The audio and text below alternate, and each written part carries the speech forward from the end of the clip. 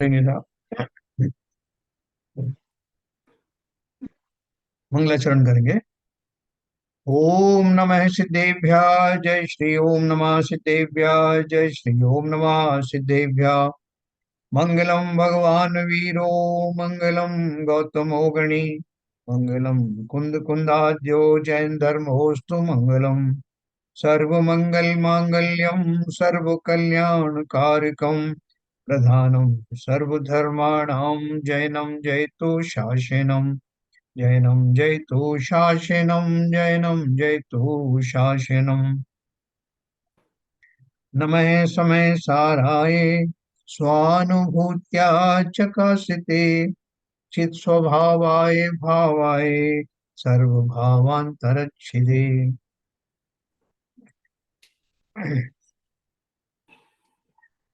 कुंद आचार्य द्वारा रचित अमृत तुल्य ग्रंथ समय सार का हम लोग स्वाद ले रहे हैं। अभी हम जो आत्मा के बारे में बात कर रहे थे, जो कि इसका मुख्य विषय है, वो बहुत धीरे धीरे करके जो आत्मा का जो वास्तविक आनंद आता है, वो आनंद आना प्रारंभ हो गया। वो बोल रहे हैं कि आत्मा को सम्यक दर्शन रूप मानो और सम्यक ज्ञान रूप मानो। सम्यक चारित्र भी उसी का स्वरूप है। कल अपन ने बहुत अच्छे से विवेचन किया था इसका, कि स्वभाव में प्रविष्ट होते ही निश्चय चारित्र प्रारंभ हो जाता। और वो चारित्र प्रारंभ होने से पहले की भूमिकाओं में जो अनादिकाल से जो संसार में भ्रमण कर रहे हैं जीव, उन सबको क्रम क्रम से उनका विकास होता है। उनके जो विकार हैं, दोष हैं, उनकी क्रम क्रम से समाप्ति होती जाती है। इसका अर्थ ये नहीं हुआ कि वो आत्मा का निर्माण नया होता है, आत्मा जो है शुद्ध आत्मा जो है बनती है। आत्मा तो शुद्ध है ही, पर्याय में उसका स्वरूप स्वभाव प्रकट होना ही बाकी है। तो जो जिस चरित्र की बात कर रहे थे, कि जो व्रत नियम संयम आदि जिनको हम चारित्र कहते हैं, या मुनियों का 13 प्रकार का चारित्र कहते हैं, पंच महाव्रत का पालन आदि बोलते हैं, तो ये सब व्यवहार से चारित्र कहाँ और इसकी आवश्यकता क्यों कही, ये भी हमको समझ में आना चाहिए। इनकी आवश्यकता इसलिए है कि वो जो स्वाभाविक रूप से जो चारित्र है, निश्चय चारित्र है, उसका चिंतन हो करके उस स्वभाव में जाने की लिए मेरी बुद्धि वैसी होनी चाहिए। मेरा जैसे अपन को कोई मेहमान आता है, तो हम पूरे घर को साफ सुथरा करते हैं, बड़ी प्रकार से अच्छे से जो उसको बैठने की व्यवस्था करते हैं। कहीं कूड़ा करकट हो तो उसको निकाल बाहर करते हैं। तो ये सारा जो सफाई अभियान है, ये ही वास्तव में ये बाह्य चारित्र का या व्यवहार चारित्र का पर्पस है। उसके लिए ये सब किया जाता है। लेकिन हम क्या है, उस उपाय को ही वास्तविक चारित्र मान लेते हैं। उसकी आवश्यकता तो है, लेकिन वो स्वयं में वो निश्चय चारित्र नहीं है। और जो व्रत नियम संयम जिस भाव से धारण करने के लिए कहा जाता है, उस भाव से हम धारण करते नहीं। हम तो मात्र उनको किसी तरह से अपनी इच्छाओं को रोक करके थोड़ा सा जो है अनशन आदि कर तब कर लेते हैं, कुछ व्रत उपवास नियम कर लेते हैं, और ये मान के चलते हैं कि यही सीधा मुक्ति का मार्ग है और ये सीधा सीधा तपस्या है। लेकिन आचार्यों ने, जैसा भी आप हम अपन आगे पढ़ेंगे, ये सब मार्ग में पड़ता जरूर है।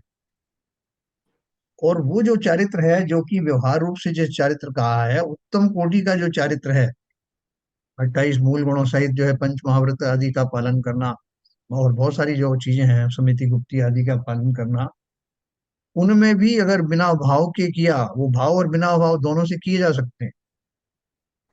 अगर बिना भाव से किया तो उसका फल संसार ही है, क्योंकि उसके पश्चात आपको पुण्य की प्राप्ति होगी। पुण्य को भोगोगे तो संसार में ही रहो। लेकिन इसके विपरीत जो इस भावना को समझते हैं कि वो महाव्रत के पीछे पर्पस क्या है, महाव्रत आदि 13 प्रकार का चारित्र वास्तव में हमारी मनः स्थिति है। जिस मनः स्थिति को सुधार करके जिनेन्द्र देव कथित वाणी मुझे भली प्रकार से मेरे अंदर प्रविष्ट होती है, उस प्रविष्टता के लिए, एलिजिबल होने के लिए ही मैं ये सब अपनाता हूँ। नहीं तो मुनि बन करके भी 13 प्रकार चारित्र पालन करने के बाद भी गारंटी नहीं। तो हम छोटे मोटे जो नियम संयम पाल करके के दो चार प्रतिमा हमने ऐसे ही बिना मन के धारण कर ली, बिना उसका स्वरूप धारण कर ली, तो उससे कुछ होने वाला नहीं। तो जो उत्तम चारित्र की जो बात है, वो जाता इसी रास्ते से है। व्यवहार चारित्र, व्यवहार चारित्र भी कौन सा? सम्यक दर्शन। चारित्र, सम्यक दर्शन और ज्ञान सहित होने वाला पंच महाव्रत या 13 प्रकार का चारित्र, वही वास्तव में मुक्ति का मार्ग है। वो स्वयं मुक्ति नहीं। ये बहुत अच्छे से समझना। छोटे मोटे व्रत आदि तो कहीं लगते नहीं, लेकिन उनकी भी आवश्यकता पड़ती है। जैसे हम कोई मकान बनाते हैं, तो मकान बनाते में छोटी मोटी जो गिट्टी है, रेत है, मिट्टी है, स्टील है, सब कुछ छोटी छोटी चीजों की आवश्यकता तो पड़ती है। फिर जब मकान बन जाता है तो फिर हमें कलश की भी आवश्यकता पड़ती है, कि अगर मंदिर बनाना है तो। उस प्रकार से ये सारे जो छोटे मोटे और बड़े बड़े नियम हैं, उनकी उपादेयता क्या है, ये हमको समझना है। लेकिन वो स्वयं, स्वयं में छोटे मोटे नियमों की तो बात क्या है, जो 13 प्रकार का चारित्र भी स्वयं में चारित्र नहीं है, निश्चय चारित्र नहीं है। तो सब खूब इसका समझिए। मतलब, इसका मतलब ये हुआ, जी। जो आप व्यवहार चारित्र बता रहे हैं, तो हाँ इसमें तो काफी ग्रेडेशन हो गया। हाँ हाँ हाँ, हाँ, सही कह रहे हैं आप। समझे? बिल्कुल सही कह रहे हैं। हाँ, क्योंकि रास्ता उधर से ही जाता है। बिल्कुल। यही आलम्बन लेना पड़ेगा आपको। अलग। और छोटे मोटे व्रत के साथ में अणुव्रत आता है नेक्स्ट स्टेज, उसके बाद महाव्रत आते हैं। बराबर। जब तक ये व्यवहार चारित्र निश्चय चारित्र में नहीं बदल जाएगा, तो ये ग्रेडेशन में पहली सीढ़ी से लेकर 1000वीं सीढ़ी तक, ये 999 सीढ़ी तक व्यवहार चारित्र ही रहेगा। बिल्कुल। बिल्कुल। देखो, इसीलिए तो अपन बोलते हैं कि वो जो द्रव्यलिंगी संत हैं, वो ऐसे वैसे नहीं है। पूरा कोई शिथिलाचार नहीं, किसी तरह की भावों में कमी नहीं, और 13 प्रकार का चारित्र पालन करने में किसी तरह का प्रमाद नहीं। ऐसे उत्तम बाह्य चारित्र के पालन के बावजूद भी अगर सम्यक दर्शन के साथ नहीं है, तो वो सब बाल तब कहे गए। वो तो यही हुआ ना, कि वो मतलब इसमें इतनी, it is a very complex thing, बहुत। बहुत मैं ज्यादा आपको एक बहुत एकदम मैं क्लैरिटी के साथ बता रहा हूँ कि ये जो रास्ते में पड़ने वाले जो पड़ाव हैं, वो पड़ाव भी धीरे धीरे करके निरंतर आगे तो ले जाते हैं, लेकिन अगर उनको सम्यक प्रकार से उनका स्वरूप जाने, ये मैं किस लिए कर रहा हूँ, इससे आगे क्या होने वाला है, जब तक मैं वो नहीं जानूंगा, श्रद्धा पूर्वक वो नहीं समझूंगा, तब तक जो जो मैंने चरणानियोग के ग्रंथ में उपाय पढ़े हैं, वो सब उपाय मुझे वहां तक नहीं ले जाएंगे। बस है। ये अगर इनिशियल स्टेज में ये सम्मति के साथ अगर ये आलम्बन नहीं लेंगे, तो बाद में जो द्रव्यलिंगियों की मुनियों की हालत होती है वो ये हो जाएगी, क्यों आदत वही पड़ जाती है। जो करना है वो इनिशियल स्टेज में ही करना ये भी है। जो आप कह सकते हो। जो स्व पार का जो भेद करना है, जी। पहले उसके ऊपर स्ट्रेस डालना चाहिए, उस वो अपनी आदत में डालना चाहिए, उसके बाद ही पैरेलली इसको अपनाना चाहिए। बिल्कुल सही है। देखो, 3 4 स्टेजेस में आपको बताता हूँ मोटी मोटी। बहुत पहली बढ़िया स्टेज। किया। पहली स्टेज, अभी हमको ये भान हो गया कि मैं संसार में अनादिकाल से भ्रमण कर रहा हूँ। ये हमको ज्ञात हुआ है जैन फिलॉसफी पढ़ करके। नंबर 2, ये ज्ञात हुआ कि जो भी मेरी कार्रवाई चल रही है, प्रक्रियाएं चल रही हैं, वो मुझे ऑटोमेटिकली इसी रास्ते पर बनाए रखती हैं, इससे मैं निकल नहीं सकता। तीसरी बात ये कि क्या मैं संसार में सुखी हूँ? अगर सुखी हूं तो आगे का सारे रास्ते मुक्ति मार्ग पे जाने के अपनाने की कोई आवश्यकता नहीं। लेकिन अगर मैं सोचता हूँ कि संसार में कहीं सुख नहीं है, ऐसा मेरे कहीं ना कहीं श्रद्धा में आ चुका है, तो फिर ये मुक्ति के मार्ग के द्वार खुलते हैं। और खुलते हैं तो फिर मुझे अब उस फिलॉसफी में जाना है कि कैसे इस संसार से मुक्त हो। तो उसके लिए पूरे शास्त्र पर भरे हुए हैं। उन जीवों के लिए जिन्हें ये सूझता है कि संसार में सुख नहीं है और मैं वर्तमान में दुखी हूँ, फिर उनसे आगे की बात कही जाती है कि भाई तुम किस स्टेज में हो, अपना वो स्टेज पहचानो। कोई रोगी होता है ना, तो उसको रोग का बोलते हैं भाई कौन से स्टेज का कैंसर है, ये कौन से स्टेज की बीमारी है, टीबी है, उस हिसाब से उसकी औषधि निर्धारण होती। अभी अभी हम भाग्यवश यहाँ तक आ गए हैं कि जब हमें अपनी बीमारी का, न केवल बीमारी का पता लग गया, बल्कि किंचित किंचित ही कहूंगा, ये भी पता लगा कि संसार में सुख नहीं है। ये किंचित इसलिए है कि अगर हमें जो जो थोड़े बहुत संकट आते हैं, अगर वो दूर हो जाते हैं तो हम मस्त हो जाते हैं। फिर काय का संसार से बाहर जाना। ये हमारी सबकी अभी अवस्था चल रही है।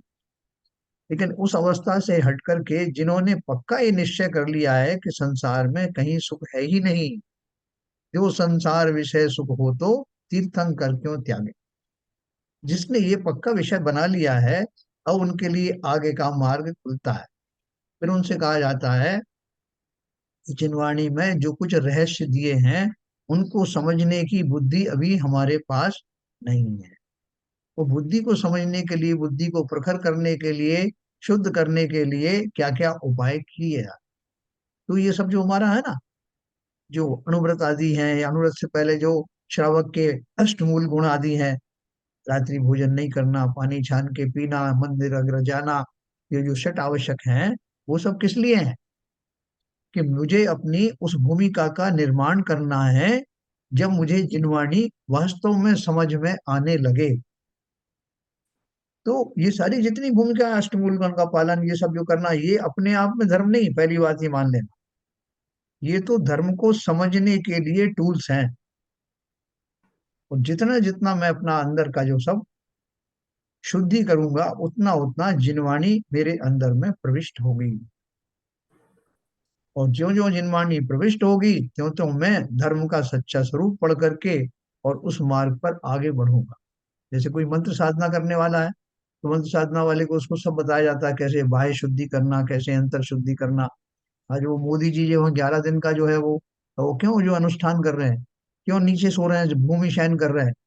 क्योंकि वो अपने आप को उस योग्य बना रहे हैं कि जहाँ इस भूमि का जो, या जिस मंदिर का वो करने जा रहे हैं, प्राण प्रतिष्ठा करने जा रहे हैं, उन प्राण प्रतिष्ठा के योग्य अपने प्राणों को उस लेवल तक लेकर के जाएं। सही बात है। सही बात है। ये तो अपने उनको को, एक ये तो डिसिप्लिन करने के टूल है। डिसिप्लिन ना, बिल्कुल सही कहा। ये स्वयं को अनुशासित करने का, स्वयं को जिनवाणी समझ में आने लगे, उसके लिए ये सब टूल्स हैं, उपाय हैं, उपकरण। और इसमें भी आप ये समझना कि हमारा कोई विशेष ज्ञानावरणादि कर्म का क्षयोपशम हुआ है, जिसके कारण कि वो टूल हमें समझ में आने लग गए।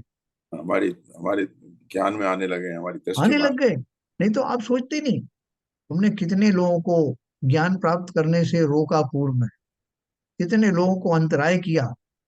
तो उसके फलस्वरूप अभी तक हमें वो ज्ञानावरण कर्म के उदय के कारण हमें वो टूल समझ में ही नहीं आ रहे थे। ना ये समझ में आ रहा था कि इन जो जो मैं भाव कर रहा हूं, उनका फल क्या होगा। अभी मुझे ये भी नहीं समझ में आया था, अब किंचित ये समझ में आने लगा। और भाग्यवश मेरी होनार ऐसी थी कि मेरे अभिज्ञानावरण आदि कर्म फिलहाल मंद हैं। इसके कारण वो टूल्स का स्वभाव मुझे समझ में आया, मैं जीवन में कैसे अनुशासित हूँ ये समझ में आया।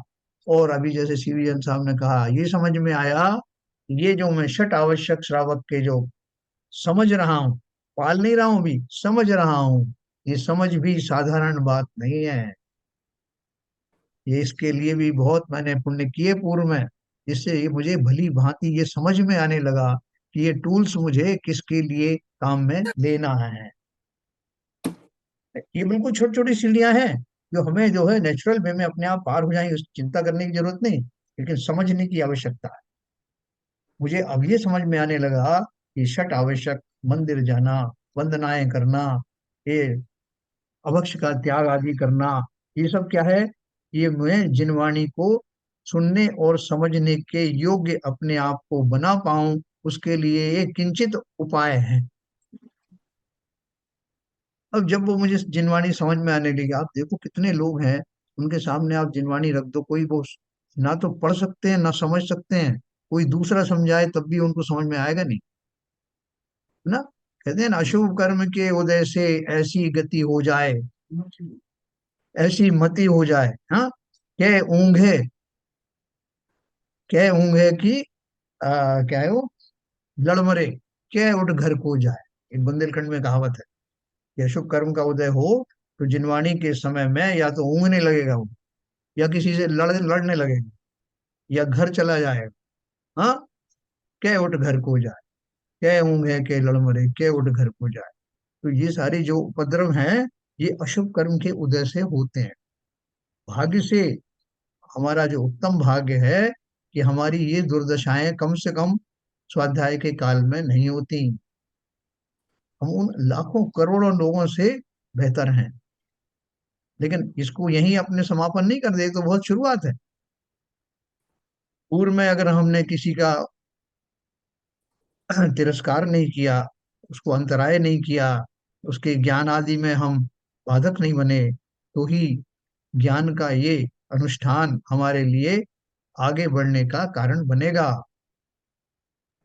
अपन चारित्र की बात कर रहे हैं, जिस चारित्र की मैं आपको समय सार में सुनाने वाला हूँ, वो चारित्र जो है कितना उत्कृष्ट होगा, जिसकी भूमिका मैं आपको बना रहा हूँ, जिसके लिए कितनी स्टेजेस हैं, पहले तो मेरे समझ में आए कि वो निश्चय चारित्र क्या है, फिर वहां तक पहुंचने के उपाय, कितनी सीढ़ियां हैं वो मुझे समझ में आए, और मैं किस सीढ़ी पर खड़ा हूँ ये समझ में आए, सीढ़ियों के बारे में समझने की समझ आए। हम अभी वहां हैं, तो इसलिए बहुत ध्यान से सुनना, क्योंकि मार्ग लंबा है। लेकिन अगर मैं इसके लिए कटिबद्ध हूँ, मेरा संकल्प है, तो वो मार्ग बहुत जल्दी कट जाने वाला है। कोई दूभर रास्ता होता है तो बोलते हैं दो आदमी शायद बात करते हुए जल्दी चले जाते हैं, मालूम नहीं पड़ता। मैं अपने आप से बात कर सकता हूँ, है ना। मैथिली शरण गुप्त ने बोला ना, कोई पास न रहने पर भी जन मन मौन नहीं रहता, आप की ही सुनता, वह आप ही से कहता। मैं वाह। स्वयं में, अपना अंत में, है ना, अपने अंत में जा करके एकाग्र होके, अंतर्मुखी होकर के स्वयं से बात करूं कि मैं कहाँ खड़ा हूँ और मुझे अभी कहाँ तक जाना। तो मैं आपको वो गाथाएं शुरू करूंगा जहाँ ये कहा कि आत्मा सम्यक दर्शन है, आत्मा सम्यक ज्ञान है, और अब कहने जा रहे हैं कि आत्मा सम्यक चरित्र है। कि चारित्र की परिभाषा क्या है? मैं स्वामे चला जाऊं, स्वामे विराजने लग जाऊं, स्वामे ही रच पच जाऊं, वही तो निश्चय चारित्र है ना। उसमें पूजन में आता है, मैं तीर्थ क्षेत्र में बस जाऊं, और माता जी ने एक पूजन लिखी। कौन सा तीर्थ क्षेत्र? बाह्य तीर्थ क्षेत्र नहीं, यही मेरा तीर्थ है। अपने अंदर में बस जाऊं तो बस मैं वहीं का वासी हो गया, है ना। सबका अर्थ आप ऐसे ही निकालना। तो देखिए अपन अब शुरू करेंगे।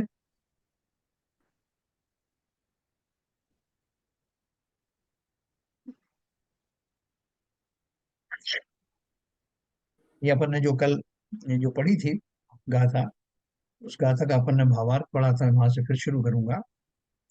यहाँ आत्मा की अनुभूति को ही ज्ञान की अनुभूति कहा गया है।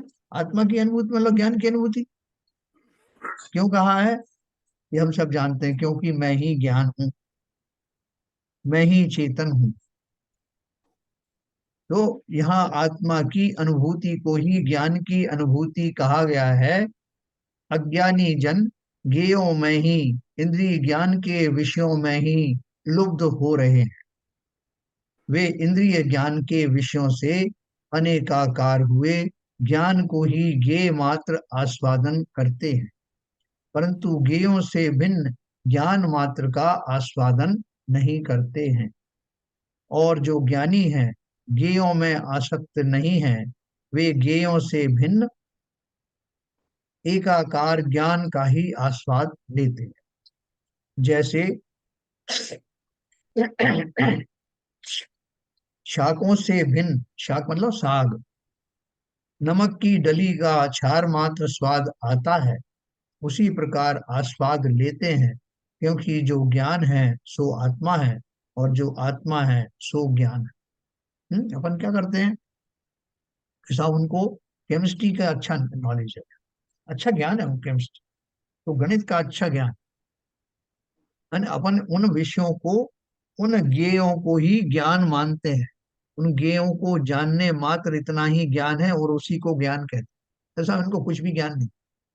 क्यों? ना तो उन्होंने केमिस्ट्री पढ़ी, ना उन्होंने बायोलॉजी पढ़ी, काय का ज्ञान? पढ़ना अलग बात है, लेकिन जिस सामान्य ज्ञान के द्वारा उन ज्ञेयों को जाना जाता है, जिसके द्वारा जाना जाता है उसे भी तो जानो। किसके द्वारा जाना तुमने? बायोलॉजी किसके द्वारा जानी? ये जंतुओं के बारे में किससे जाना? जिसके द्वारा जाना गया है उसको भी तो जानो। वही तो जानकार है, और वह जानकार मैं ही हूँ। क्यों? क्योंकि ज्ञान मेरा ही है, ज्ञान ही मैं हूँ। एक जगह पे तीन पेड़ लगे हुए थे, तो उस पेड़ के आगे एक बोर्ड लगा हुआ, उस पर लिखा हुआ था ज्ञान, ज्ञान वृक्ष। दूसरे पे लिखा हुआ था, एक पे श्रद्धा, श्रद्धा वृक्ष लिखा था, एक पे ज्ञान वृक्ष लिखा था, एक पे चारित्र वृक्ष लिखा था। तो लोगों ने कहा साहब तीनों के पास अलग अलग जाना पड़ता है, आप इनको एक ही कर दो ना। एक पेड़ से पूछा कि भाई तुम कौन से वृक्ष हो? बोले मैं श्रद्धा वृक्ष हूँ। दूसरे से कहा वो ज्ञान वृक्ष है। तीसरे ने कहा मैं चारित्र वृक्ष हूँ। तो लोगों ने कहा ये अलग अलग मत करो, इनको एक साथ मिला दो। तीनों को एक साथ मिला दिए। फिर उससे जाकर के पूछा भाई तुम कौन हो? उसने बोला कि मैं ज्ञान वृक्ष भी हूँ, मैं श्रद्धा वृक्ष भी हूँ, मैं चारित्र वृक्ष भी हूँ। तो तीनों एक ही में समाहित हैं, और ऐसा वृक्ष मैं ही हूँ। मैं ही ज्ञान हूँ, मैं ही श्रद्धा हूँ, मैं ही चरित्र हूँ। ये सब अभेद वस्तुएं हैं। मैं भेद करके समझाया जरूर गया कि हाथी के एक सूंड होती है साहब, उसके चार बड़े बड़े पैर होते हैं साहब, उसकी एक ऐसी पूंछ होती है साहब। तो ये सब मिलाकर के ही तो हाथी बना ना। इसी प्रकार से अनंत गुणों का धारी, जिसमें ज्ञान चूंकि बहुत आसानी से समझ में आता है, इसलिए लिखा जाता है ज्ञानादि गुणों से भरा हुआ मैं। उस ज्ञान को जानो जिसके द्वारा वस्तुएं जानी जाती हैं। वस्तुओं से ज्ञान नहीं है, ज्ञान से ही वस्तुएं समझ में आती। तो इसलिए बोला इस प्रकार, क्योंकि जो ज्ञान है सो आत्मा है, और जो आत्मा है सो ज्ञान है। इस प्रकार गुण गुणी की अभेद दृष्टि में आने वाला सर्व पर द्रव्यों से भिन्न, अपनी पर्यायों में एक रूप, निश्चल, अपने गुणों में एक रूप, पर निमित्त से उत्पन्न हुए भावों से भिन्न, अपने स्वरूप का अनुभव अनुभव है। और यह अनुभवन भाव श्रुत ज्ञान रूप जिन शासन का अनुभवन है, शुद्ध नय से इसमें कोई भेद। है ही नहीं। मैं मैं जब विकारी हो जाता हूँ, जैसा मैं फलाने की संगत में गया तो मैं बिगड़ गया, मेरा बेटा बिगड़ गया साहब, और संगत में गया तो बिगड़ गया। काय का ज्ञानी वानी है? और अज्ञानी है।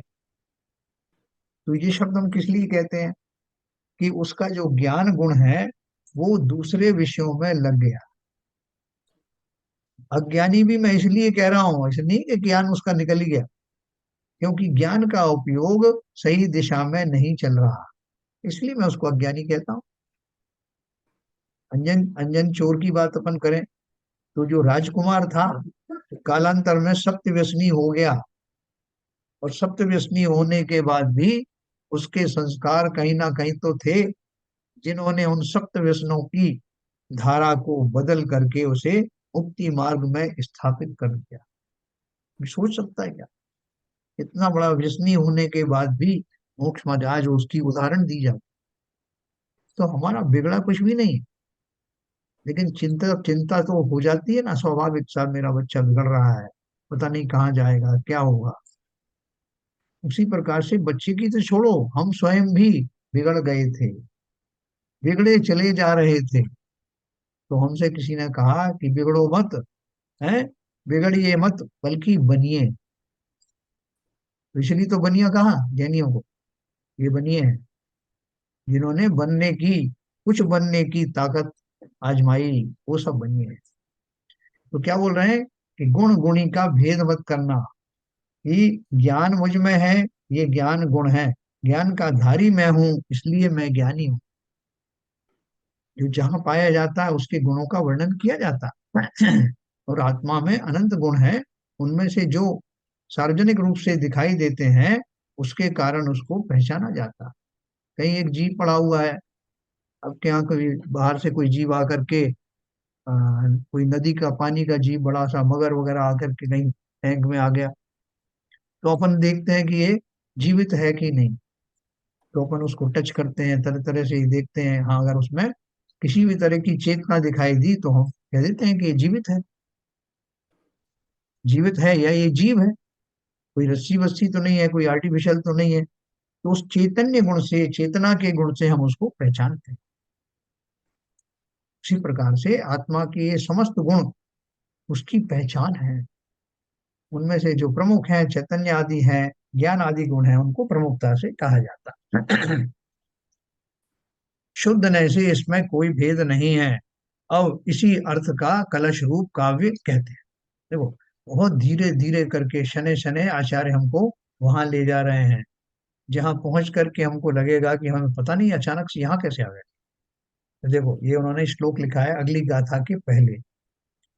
अखंडित मनाकुलम ज्वलनंत मंतर बहिर्महा परम मस्तु नय सहज मुद्विलासम सदा चिदच्छुलन निर्भरम सकल काल मालंबते यदेकर समूल्य सल्लबाण किल्ले लीलायितम।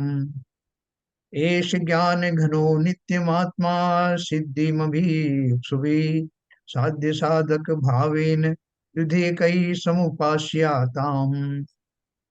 इसी अर्थ का कलश रूप काव्य कहते हैं। श्लोक में क्या दिया, आचार्य कहते हैं हमें वह उत्कृष्ट तेज प्रकाश प्राप्त हो, कि जो तेज सदा काल चैतन्य के परिणमन से परिपूर्ण है। जैसे नमक की डली एक क्षार रस की लीला का आलम्बन करती है, उसी प्रकार जो तेज एक ज्ञान रस स्वरूप का आलम्बन करता है, जो तेज अखंडित है, जो ज्ञेयों के आकार रूप खंडित नहीं होता, जो अनाकुल है, जिसमें कर्मों के निमित्त से होने वाले रागादि से उत्पन्न आकुलता नहीं है, जो अविनाशी रूप से अंतरंग में और बाहर में प्रकट दीप्यमान है, जानने में आता है, जो स्वभाव से हुआ है, जिसे किसी ने नहीं रचा, और सदा जिसका विलास उदय रूप है, जो एक रूप प्रतिभासमान है। तो क्या लिखा है इसका, आचार्य देव ने प्रार्थना की है कि यह ज्ञानानंदमय एकाकार स्वरूप ज्योति हमें सदा प्राप्त रहो। देखो, हमारा जो ज्ञान है वो इतना व्यापक है, हम समझते हैं कि इसको पत्थर का ज्ञान है कि नहीं, इसको जो किताब का ज्ञान है कि नहीं। तो वो ज्ञान क्या है, ज्ञान तो एक होमोजेनियस चीज है, उसमें कोई टुकड़े नहीं है, कोई खंड खंड नहीं। खाली हमारे ज्ञान में जो पदार्थ झलकते हैं, जैसे दर्पण है, बहुत बड़ा दर्पण है, जो दर्पण में बहुत सारे पदार्थ दिखाई देते हैं। तो इसका मतलब ये नहीं हुआ कि दर्पण की वो जो ज्ञान का हो या उसकी स्वच्छता का हो, वो उन ज्ञेयों में बट गई, कोई बटी नहीं है। वो सब उसमें परिलक्षित हो रहे हैं, और उसके दर्पण की स्वच्छता में कोई कमी नहीं आई। जैसा आप दर्पण क्या करे बेचारा, कल जो है 500 गे उसके सामने आए थे, आज 1000 आ गए, तो दर्पण खराब हो गया। दर्पण का क्या दिक्कत? उसी जैसे नदी में बाढ़ का मैंने आपको एक दृश्य बताया कि बहुत सारी चीजें उसमें डूबी हुई हैं। एक कार डूबी हुई है, एक चौकी डूबी हुई है, एक ड्रम डूबा हुआ है। तो उसका जो कुछ किंचित आकार बन रहा है, अभी पूरा निश्चित नहीं बैठा, उन आकारों से मैं पता लगा लेता हूँ कि ये कौन सी वस्तु है। और वो पूरा नदी, संपूर्ण नदी ही इस बात की द्योतक है कि कहाँ कहाँ क्या क्या पदार्थ पड़े हुए हैं। उस नदी का कुछ बिगड़ा नहीं, वो पानी थोड़ी चौकी रूप हो गया, लेकिन उसमें उसकी जो पर्याय झलक रही है, उसका ज्ञान हो जाता है ज्ञानी। नदी का पानी चौकी नहीं बन गया, नदी का पानी ड्रम नहीं बन गया, नदी का पानी कार नहीं बन गया, लेकिन जो आकार बना उसको जाना गया। ठीक उसी प्रकार से मेरा जो ज्ञान की सरिता है वो इतनी व्यापक है, उसमें बहुत सारे गेय झलकते रहते हैं, और उनके आकार जो मेरे ज्ञान में झलकते हैं, अपने ज्ञान में पैदा हुई ज्ञान की जो प्रक्रिया है उनको ही मैं जानता हूँ। और अपने ज्ञान की पर्याय में बनने वाले गेयों के आकार से मुझे उन गेयों का ज्ञान होता है। और वो कितना व्यापक है कि उसमें अनंत अनंत भी गेय आ जाए तब भी वो, उसमें कुछ फर्क पड़ने वाला नहीं, क्योंकि ज्ञान का तो स्वभाव ही ज्ञान जानना है। इसलिए बहुत सारे लोग ऐसे कहते हैं कि उनको धर्मों में ऐसा है कि ज्ञान जो है हमारा खर्च मत करो, कि अगर आपने जो है उसको गिलास को जान लिया तो उतना ज्ञान चला गया, फिर आपने लोटे को जान लिया तो उतना ज्ञान और कम हो गया। इसलिए कम से कम चीजों को देखो जानो, क्योंकि ज्ञान तो लिमिटेड है। हाँ, ऐसा भी मानने वाले लोग। और हमारे यहाँ तो क्या कहा कि सरस्वती के भंडार की बड़ी अपूर्व बात, ज्यों खर्चे त्यों त्यों बढ़े, बिन खर्चे घट जा। अगर आपको किसी बात का ज्ञान है तो उसे बांटिए, क्योंकि बांटने से वो और बढ़ता है। अगर हमसे कोई प्रश्न करे, कोई कुछ जानना चाहे, तो बहुत सारे लोग इसलिए नहीं बताते कि कहीं ऐसा नहीं कि मुझसे ज्यादा ज्ञानी हो जाए। हाँ?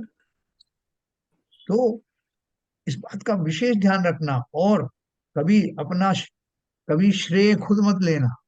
जैसे कहीं से कोई बात सुनी, किसी आचार्य ने कोई बात कही और अपन ने उनको उद्धृत नहीं किया, अपन बोल रहे, उन्होंने बोला तुमने आज बड़ी अच्छी बात कही, आपको ये कैसे आपको पता लगे? यार मेरा ही विचार है साहब, मैं बच्ची अच्छी अच्छी बातें सोच लेता हूँ।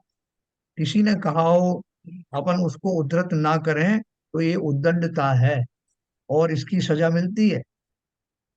और ज्ञान तो जितना विनय पूर्वक बांट सकते हो उतना बांटना चाहिए। हम आज इस योग्य हैं कि हम किसी से कोई शेयर कर सकते हैं, जरूर करें, अच्छी बात है। तो देखो आचार्य देव ने प्रार्थना की है कि यह ज्ञानानंदमय एकाकार स्वरूप ज्योति हमें सदा प्राप्त रहो। अब आगे की गाथा का सूचना रूप श्लोक कहते हैं। एष ज्ञान घने आत्मा, यह ज्ञान स्वरूप आत्मा स्वरूप की प्राप्ति के इच्छुक पुरुषों को साध्य साधक भाव के भेद से दो प्रकार से एक ही नित्य सेवन करने योग्य है, उसका सेवन करो। देखो दो भाव क्या बताएं, साध्य और साधक।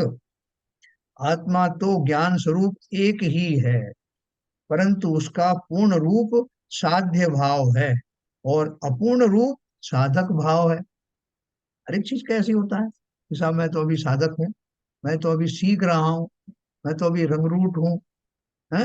ये सब बातें किसकी, मतलब जो भी साधना कर रहा है वो साधक है। तो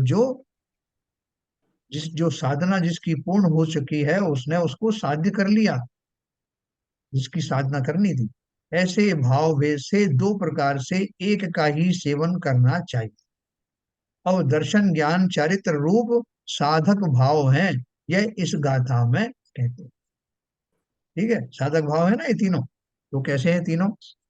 16वें नंबर की गाथा।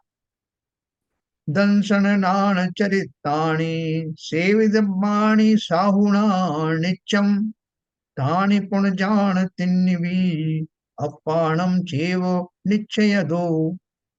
दर्शन ज्ञान चरित्राणि सेवित ज्ञानी साधुना नित्यम, तानि पुनर्जानीहि त्रीण्यप्याप्तमानं चैव निश्चयत।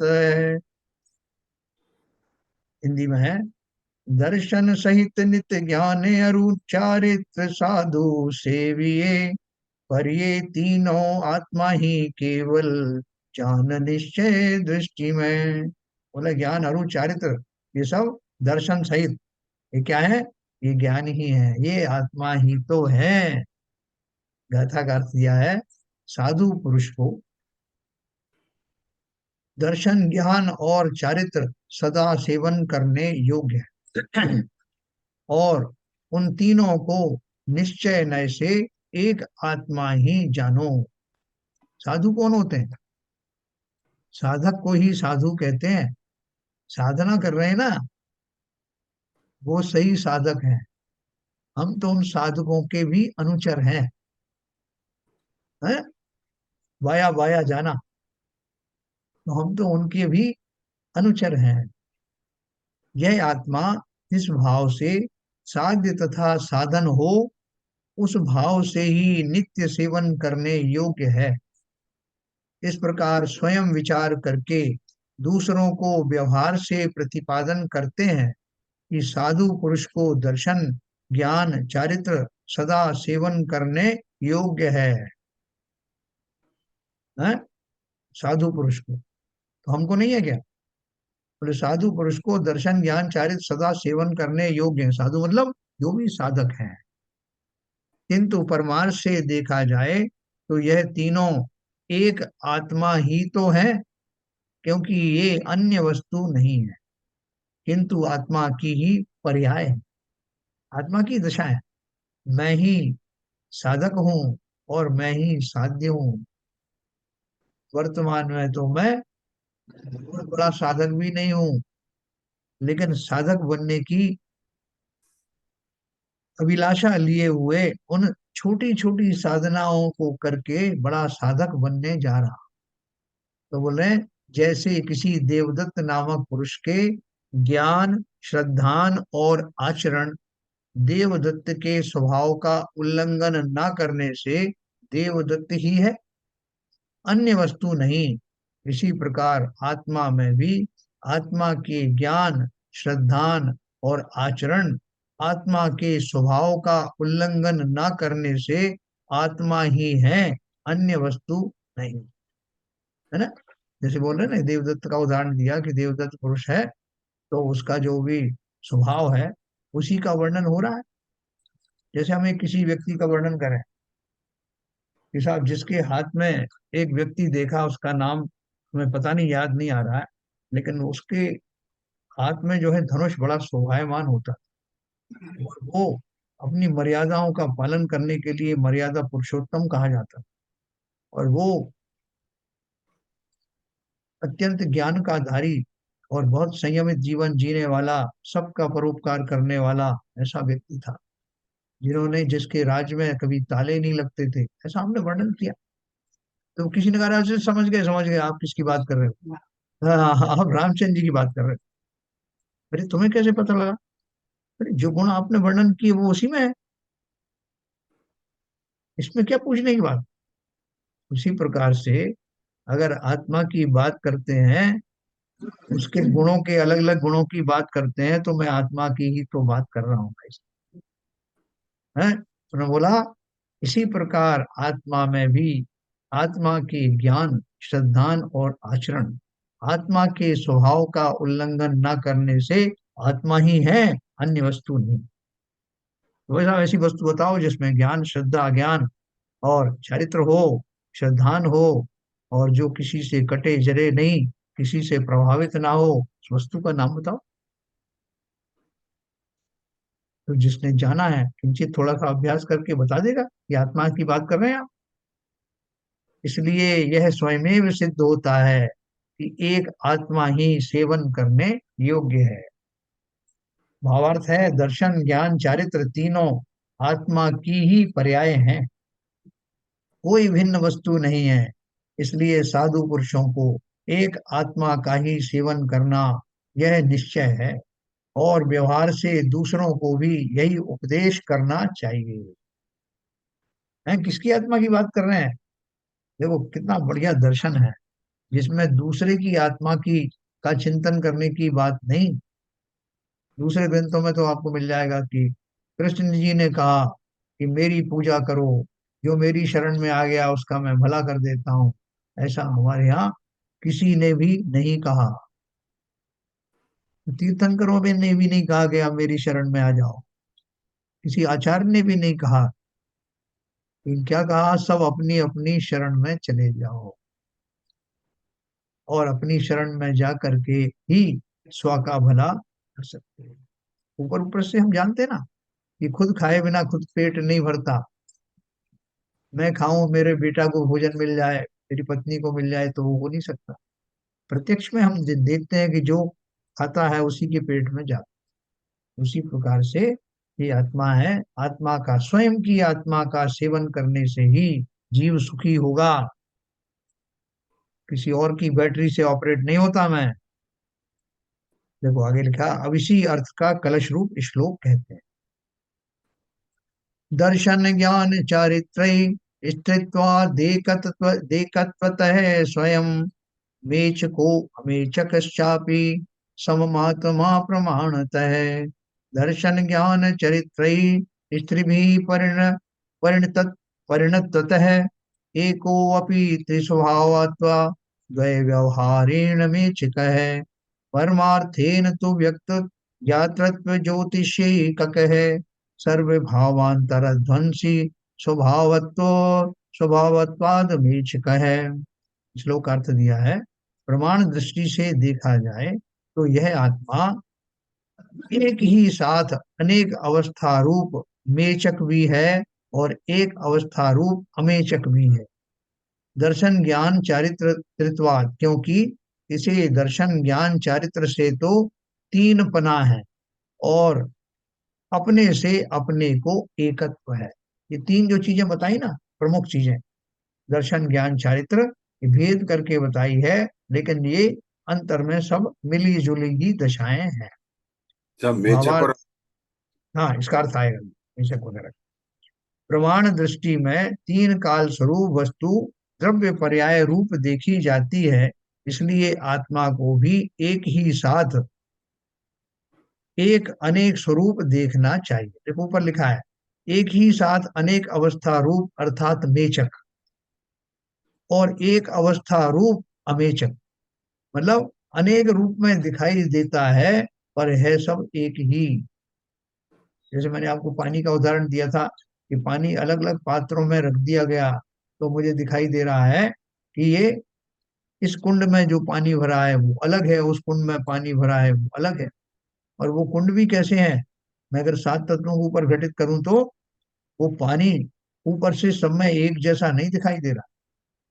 उसमें मेरी छवि तो दिख रही है, लेकिन जिसमें किंचित गंदगी ज्यादा है उसमें मेरा जो इमेज है वो थोड़ी सी धूमिल दिख रही। आश्रम वाले कुंड में चला गया तो आत्मा, मतलब मैं तो दिख रहा हूँ, दिख तो रहा हूँ उस जल में, लेकिन मलिनता आ रही है साथ में, इसलिए मैं हिल भी रहा हूँ, स्थिर नहीं हूँ, बहुत सारी गंदगी के कारण मेरा स्वरूप ठीक से दिखाई नहीं देता। लेकिन इतनी अवस्थाओं में, अलग अलग अवस्थाओं में रहने वाला, वास्तव में मैं तो एक ही हूँ, उनमें दिख रहा हूँ अलग अलग रूप से। इसी प्रकार से बोले हैं कि आत्मा कैसा है, एक ही साथ अनेक अवस्था रूप भी है। मैं बालक बनता हूँ, मैं युवा बनता हूँ शरीर की अपेक्षा से, मैं बूढ़ा बनता हूँ, मैं नारकी बनता हूँ, मैं एकेंद्रीय बनता हूँ, ये सारी डिफरेंट अवस्थाओं में मैं जाता हूँ। न केवल शरीर की दृष्टि से बल्कि मेरे ज्ञानादि गुण भी घटते बढ़ते रहते हैं। तो अलग अलग अवस्थाओं में रहता हुआ भी मैं वो प्रसिद्ध आत्मा ही हूँ, मैं बदलता नहीं। संकोच विस्तार के हिसाब से मैं सिकुड़ सकता हूँ, मेरे आदि प्रदेश सिकुड़ सकते हैं, फैल सकते हैं, मैं विकारों से युक्त भी हो सकता हूँ, लेकिन मेरा जो स्वभाव है, मेरे जो अनंत गुण हैं, वो कभी बदलते नहीं है। सदा काल में उनसे युक्त रहता हूँ, इस अपेक्षा से मेरी अवस्था एक ही रहती है। लेकिन जो पहले अवस्था में बताए उनके कारण उसके अनेक रूप होते हैं, तो अनेक रूप होते हैं उसको मेचक कहते हैं। और जब एक आकार होता हूँ, सम अवस्थाओं से रहित होता हूँ, तो मेरी एक रूपता को अमेचक कहते हैं। क्यों भाई साहब? जी। ये श्लोक अर्थ में तो ये लिखा है, दर्शन ज्ञान और चारित्र को अलग अलग समझना मेचक है, और इनको रत्नत्रय एक साथ समझना, एक एक रूप समझना ये अमेचक है। तो मेरा मतलब कहना ये है, और जब यहाँ भावार्थ जब कर रहे हैं तब ये द्रव्य के पर्याय रूप ही देख, द्रव्य के पर्याय रूप का देखना, और ये इसमें दर्शन का शायद यहाँ आ जाता, यहाँ पर्याय आ जाती, तो इसमें क्या अंतर है? तो देखो, द्रव्य, जो भी जितने भी द्रव्य हैं, सभी द्रव्य में पर्याय उसके अंदर में बनती रहती है, नई नई पर्याय उसका उद्भव होता रहता है, पुरानी पर्याय नष्ट होती, नई पर्याय का जन्म होता है, और द्रव्य वैसा ही बना रहता है ना। तो द्रव्य दृष्टि और एक पर्याय दृष्टि। द्रव्य दृष्टि किसे कहते हैं, कि जो पर्यायों से रहित होकर के उस द्रव्य का जो द्रव्यपना है उसके बारे में जब हम देखते हैं तो वो द्रव्य दृष्टि कही जाती है। जैसे आत्मा को हम सब पर्यायों से अलग कर दें कि साहब वो क्या बात करते हो, आत्मा का कोई ठिकाना है क्या? कभी वो पल में तोला पल में माशा, कभी क्रोध करती है, कभी जो चोरी करता है, कभी छल आदि करता है, कभी बच्चा बनता है, कभी बूढ़ा बनता है, कभी नरक में जाता है। एक भाव में दिखते ही नहीं आत्मा को, और आप बोलते हो द्रव्य दृष्टि से आत्मा तो एक ही है। तो इस द्रव्य दृष्टि से है, उन सब अवस्थाओं में भी आत्मा के गुणों में जरा भी क्षीणता नहीं आती कि उसका एक भी कोई गुण निकल के गिर गया हो। इस अपेक्षा से द्रव्य दृष्टि से आत्मा सदा शुद्ध ही है। पर्याय दृष्टि से देखें तो आत्मा बदलती रहती है, वही संसारी होती है, वही विकारी होती है, वही साधु बन जाता है, वही मोक्ष चला जाता है। तो इसलिए वो द्रव्य और पर्याय दृष्टि दोनों दी ना। प्रमाण दृष्टि में तीन काल स्वरूप वस्तु द्रव्य पर्याय रूप देखी जाती है।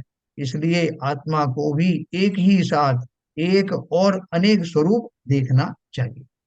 तो दर्शन ज्ञान शास्त्र का अलग पर्याय है। बिल्कुल, ये गुण है ना, अच्छा। ये गुण है, ये तीन गुण है। और वो अलग अलग उनकी पर्याय कब होती है कि जब दर्शन ज्ञान पूरा सा विकसित नहीं होता, कम कम विकास वाली पर्याय होती है, ज्ञान की भी, दर्शन की भी और चारित्र की भी। जब उसकी पूर्णता आ जाती है तो मैं मोक्ष चला जाती हूँ, मैं ठीक है, केवल ठीक। ज्ञानी बन जाता हूँ। ठीक ठीक, ठीक है सही ना? कहा गया। अब नई विवक्षा के देखो, बहुत है, बहुत सिंपल चीज। इसको हम अगर सोचेंगे बड़ा कठिन है तो कठिन दिखाई देगा आप, लेकिन आप उसको बिल्कुल सिंप्लीफाई करके देखोगे। जैसे मैंने आपको इतनी उदाहरण दी कि आत्मा कितनी कितनी जगहों में गया, कैसा कैसा बना, लेकिन बना क्या, वो सारी पर्याय जो है उसकी, कोई भी एक भी पर्याय उसके स्वभाव का घात नहीं कर पाई। वो नर की बना, निगोदिया बना, तब भी उसके ज्ञानादि प्रसिद्ध गुण बरकरार रहे। कम ज्यादा देखने में आपको आए, लेकिन वो तो उतने ही के उतने थे। कितनी अद्भुत बात है। तो उसको बोलना है कि ऐसा जी, ऐसा एक तत्व आप उसको मानो जो अनेक भी है और एक भी है। अपना तो ये प्रसिद्ध है ना, शादवाद के द्वारा ये बताते हैं कि मैं नित्य भी हूँ अनित्य भी हूँ। अगर आप पूछोगे नित्य कैसे हो अनित्य कैसे हो, तो उसका अपने पास एक्सप्लेनेशन है। तो इसलिए प्रमाण दृष्टि में तीन काल स्वरूप मतलब भूत भविष्य वर्तमान सभी में मैं ऐसा ही हूँ। मेरा द्रव्यत्वपना कहीं गया नहीं। मेरे प्रसिद्ध ज्ञानादि गुण आदि सभी जितने गुण हैं उतने ही बने रहे। ऐसा नहीं कि मैं नरक में जा रहा था साहब तो दो चार गुण तो यहीं गिर गए, और आगे गया तो चार पांच वहां गिर गए। फिर मैं लौट के आया तो मैंने सबको टुकड़े उठाए, और किसी से बोल गया देखो भैया मैं जा रहा हूँ वहां, कुछ टुकड़े गिर जाए एक आध ज्ञान व्यान का तो मुझे दे देना बात है। ऐसा कोई भय नहीं है, कहीं भी चला जाऊं इंटैक्ट हूं मैं। इसलिए किससे डरना। आज एक मेरे किसी एक जैनेतर भाई से बात हुई, तो वो कह रहे थे कि लोग देखो कहीं पे जरा सा कोई इंक्रीमेंट मिलता है तो उसके पीछे भागने लगते हैं, कहीं से उनका थोड़ा पैसा लेट हो गया तो दुखी हो जाते हैं, कहीं पैसा उनका व्यय हो गया तो दुखी हो जाते हैं। बोले भैया, जितना मिलना है उतना मिलेगा, और अभी कौन सी कमी है, किसके लिए परेशान होना। वो भाई जो है नॉन जैन पक्के, उन्होंने इतना उत्कृष्ट बात मुझसे कही। अब बोले मैं आपसे ये बात कर रहा हूँ क्योंकि आप इसी लाइन पर हो। तो वास्तव में हमारा कभी कुछ बिगड़ता नहीं, हम कभी मोहताज नहीं हुए, अपने गुणों का भंडार सदा काल ही भरा हुआ है। और अपने पर्याय जन्य पुण्य आदि के ऊपर भी विश्वास रखना कि अगर मैंने किसी का बुरा नहीं किया, बुरा करने का भाव भी नहीं रखता, तो मेरा भी बुरा नहीं होगा। ये नियम है।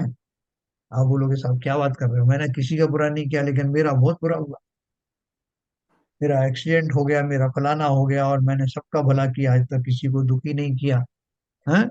तो उसके दो भेद हैं। एक तो यह है कि हमारा पूर्वकृत कर्म है ना, अभी नहीं किया मैंने, बिल्कुल सही है, लेकिन पहले किया था उसका भुगतान करना बाकी, नंबर वन। नंबर टू, मेरा शब्द जब मैं यूज करता हूं कि मेरा कभी कुछ बिगड़ता नहीं, तो मेरा का अर्थ समझना। मैं कौन हूं? मैं शरीरधारी हूं क्या? किसकी बात कर रहे हो? जो मैं हूं उसका कोई, उसको कोई स्पर्श भी नहीं कर सकता, इसलिए मेरा कभी बिगाड़ होता नहीं। और जो घोर संसारी जीव है, वो ये सोच सोच करके दुखी होता है कि मेरा कुछ बिगड़ गया। लेकिन जो वास्तव में अपने स्वरूप को समझता है, स्वरूप को समझने वाला भी वही होगा जो वास्तव में दुखी होने का जिसने भाव ही छोड़ दिया है। संकल्पित हो गया है कि दुखी होने की आवश्यकता है ही नहीं। क्यों? क्योंकि दुख नाम का गुण आत्मा में है ही नहीं, सुख नाम का गुण है। तो क्या बोल रहे हैं इस श्लोक में? कहा आत्मा एक है, नए विवक्षा से कह रहे हैं, तथापि व्यवहार दृष्टि से देखा जाए तो त्रिस्वभावत्वात्, तीन स्वभाव रूपता के कारण मेचक है, अनेकाकार रूप मेचक है। दर्शन ज्ञान चारित्र त्रिभी परिणत तत्वता, क्योंकि वह दर्शन ज्ञान और चारित्र इन तीन भावों में परिणमन करता है। अपन उनका विश्लेषण भी करते हैं, ये अभी ज्ञान में है, अभी ये श्रद्धा में है। ऐसा हम अलग अलग करके उसकी पर्यायों को बताते हैं, उसका उपयोग कहाँ लग रहा है उसके हिसाब से हम उसके तीन पार्ट कर देते हैं कि अपने जो चारित्र के में धारण किए हुए है, या अभी ये ज्ञान के विषय में है, या अभी ये भी श्रद्धा के इसके काल से गुजर रहा है, लेकिन है वो तीनों उसके अंदर। भावार्थ पढ़ के समाप्त करूंगा। शुद्ध द्रव्यार्थिक नय से आत्मा एक है। जब इस नय को प्रधान करके कहा जाता है, तब पर्यायार्थिक नय गौण हो जाते हैं। इसलिए एक को तीन रूप परिणमित होता हुआ कहना सो व्यवहार हुआ, असत्यार्थ भी हुआ, है ना। इस अपेक्षा से असत्य है कि भैया वैसे तो वो एक ही है। इसी प्रकार व्यवहार नय से आत्मा को दर्शन ज्ञान चारित्र रूप परिणामों के कारण मेचक कहा है ना। मैं आपको एक उदाहरण दूंगा। स्फटिक मणि की प्रतिमाएं है ना, जगह जगह आपने देखी होंगी, बड़ी बड़ी प्रतिमाएं भी हैं, फिरोजाबाद में भी है और जगह। स्फटिक मणि का क्या स्वभाव है कि वो ट्रांसपेरेंट है, उसमें किसी तरह का कोई दूषण नहीं, आर पार देख लो। लेकिन उसके पीछे खड़े हुआ एक व्यक्ति ने क्या किया कि उसमें एक हरे रंग का कपड़ा लेके पीछे खड़ा हो, और लोग दर्शन करने आए, तो जिन्हें पता नहीं था स्फटिक मणि का क्या स्वरूप है, वो व्यक्ति तो खाली छुप गया, उसने कपड़ा लगा दिया। तो लोगों ने देखा कि वो मूर्ति हरे रंग की है। उसने लाकर कहा कि देखो भाई, कल तो यहाँ पर जो है सफेद रंग की मूर्ति रखी थी, आज यहाँ हरे रंग की आ गई। तो लोगों ने कहा अच्छा, चलो हम भी चलते हैं देखते हैं। वो जब तक आए तब तक उस व्यक्ति ने वो हरे रंग का कपड़ा हटा के लाल रंग का कपड़ा लगा दिया। तो हम लोगों ने कहा तुम तो कह रहे थे लाल रंग की, तो ये हरे रंग की, ये तो लाल हो गई। बोली ये तो बड़ा चमत्कार हो रहा है, और तो गलत कह रहे थे कि ये हरे, ये तो लाल है। वो कह के अपने चले गए। फिर तीसरा आया, तब तक उसने कपड़ा बदल के पीला कपड़ा लगा दिया। तो उन सबको पीली दिखी प्रतिमा। अब सब आपस में बहस कर रहे हैं कि साहब वहां पे जो मूर्ति है वो कौन से रंग की। तो जिन्होंने जैसी देखी वो अपनी अपनी बात कर रहे हैं। लेकिन जो जिन्होंने उस मूर्ति का सही स्वरूप पहचाना है, जाना है, उनको दोनों बातें मालूम है कि मूर्ति का ओरिजिनल चीज क्या है, और वर्तमान में जो अलग अलग रंग दिखाई दे रहे हैं उसके पीछे भेद क्या है। ठीक इसी प्रकार से आत्मा का जो शुद्ध स्वरूप है, जिन्होंने जाना है, उन्होंने ये भी जाना है कि अलग अलग पर्यायों में आत्मा अलग अलग दिखाई देता है, लेकिन है एक ही। तो ये हमेशा ध्यान रखना। स्फटिक मणि का बहुत अच्छे उदाहरण इस सब जगह ग्रंथों में आता है। तो ये देखो लास्ट में इन्होंने इसका ये दिया है, शुद्ध निश्चय न से देखा जाए तो प्रकट ज्ञायक ज्ञायकत्व ज्योति मात्र से आत्मा एक स्वरूप है। क्योंकि शुद्ध द्रव्यार्थिक नय से सर्व अन्य द्रव्य के स्वभाव तथा अन्य के निमित्त से होने वाले विभावों को दूर करने रूप उसका स्वभाव है। इसलिए वह अमेचक है, शुद्ध एकाकार है। अन्य के निमित्त से विभाव कैसे होते हैं? अन्य कौन? कर्म आदि के, या जो दूसरे भी जो इंस्ट्रूमेंटल बनते हैं उनके भाव से, उनको देख के मुझे क्रोध आया है, या उस मेरा कषाय का कोई उदय आया, इसके कारण से हुए। लेकिन वो कैसे हैं, ऊपर ऊपर से ही भाव आए, अंदर से तो मैं हर समय में वैसा ही हूँ। तीव्र कषाय में दिखाई देने वाला व्यक्ति, अपन बोले भाई साहब इनका कुछ नहीं हो सकता, ये तो नरक ही जाएंगे। ठीक है भाई, तो नरक, तो नरक जाके क्या करोगे आप? उस जीव के गुण छीन लोगे क्या? ऐसी बड़ी सजा दे सकते हो क्या किसी को? बोले मैं इसके हाथ पैर तोड़ दूंगा साहब, इसको ये सब कर दूंगा। कुछ भी कर लो, हाथ पैर किसके हैं? किसी भी दशा में जीव का एक भी गुण बांका करके दिखा दो, ऐसा अद्भुत पदार्थ से निर्मित मैं हूं, मुझे किस बात की चिंता है? और दुख नाम का गुण मेरे अंदर है नहीं, सुख ही सुख का गुण का है, गुण भरा है। अब किस बात की चिंता? खाली उसको अनुभव करके विश्वास करने की बात है ना। बालक कहीं जा रहा था, उसकी माँ ने कहा कि बेटा तू चला जा, तेरा कोई बाल वांका नहीं करे, तू अजय है, मैंने तुझे ऊपर, तेरे ऊपर इस तरह का सुरक्षा कवच चढ़ा दिया। दो बच्चे थे, तो दोनों को ये कहा। एक बच्चा जो था वो माना नहीं, तो मुझे तो बहुत डर लग रहा है, आप कह जरूर रही हो मगर मुझे तो विश्वास नहीं होता। और वो सारे टाइम डरा रहा, सिमटा रहा, और फलस्वरूप जो बाधाएं आई, बाधाओं का पहाड़ उस पर टूट पड़ा। और कुछ नहीं तो वो स्वयं ही डर डर से भयभीत होता हुआ सारे टाइम दुखी रहा।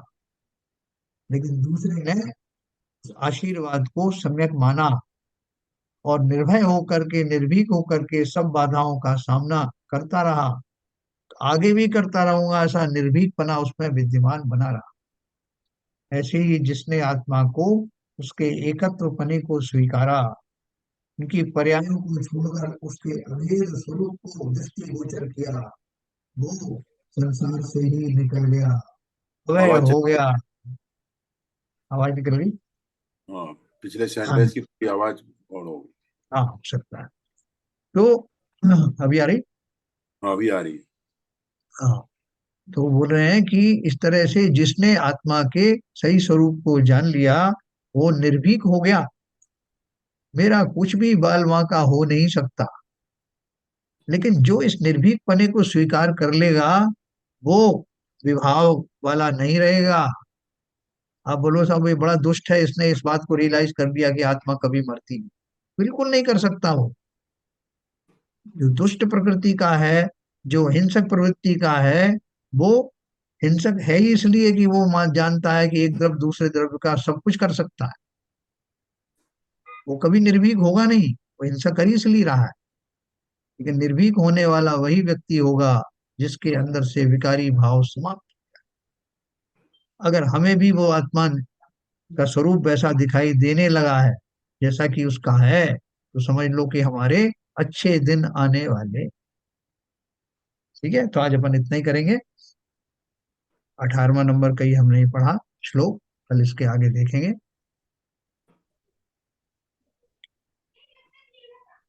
हाँ, विषय कोई कठिन तो नहीं था। ये आज तो बहुत बढ़िया गया।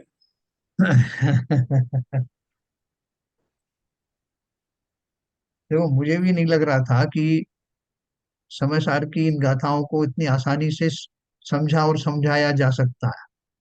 लेकिन विद्वानों ने इतना सरल कर दिया उसको कि पहले तो कुंद कुंदाचार्य ने जो है जो कुछ कहा, उसको जो है अमृतचंद्र आचार्य ने झेला, और झेल करके उसको संस्कृत भाषा में बहुत अच्छे से उन्होंने बताया।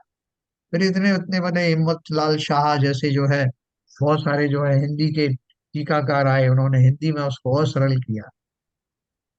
बहुत सारे उनकी लाइन लगी हुई है। किसी ने गुजराती में ट्रांसलेट किया, फिर वहां से हिंदी में ट्रांसलेट हुआ, और हमारे पास ये सुगम भाषा में खड़ी हिंदी बोली में न केवल आ गया है, बल्कि हमें भी ऐसी बुद्धि प्राप्त हुई। हमारी रुचि को देख के प्रकृति ने हमारे लिए विषय सरल जैसा बना ये आपकी दृष्टि है साहब। दिया।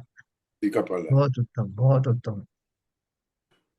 तो किसी को कुछ और पूछना हो? विपुल जी भी आज हैं। हाँ, क्या विपुल जी, कोई विषय अगर अधूरा रह गया हो तो बताएं। नहीं सर, बहुत अच्छा चल रहा है और समझ में भी आ रहा है।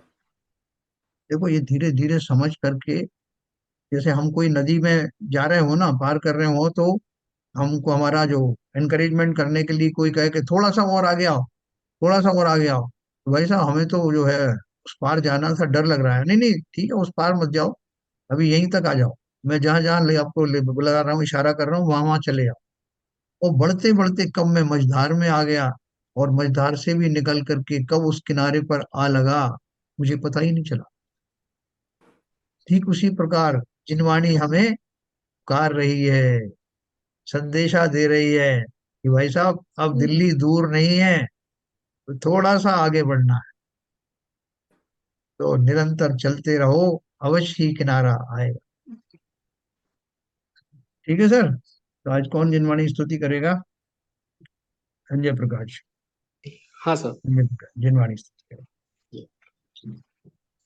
सिरिजेणे वाणी जग कल्याणी, जग जन मदित में मोहे हरि।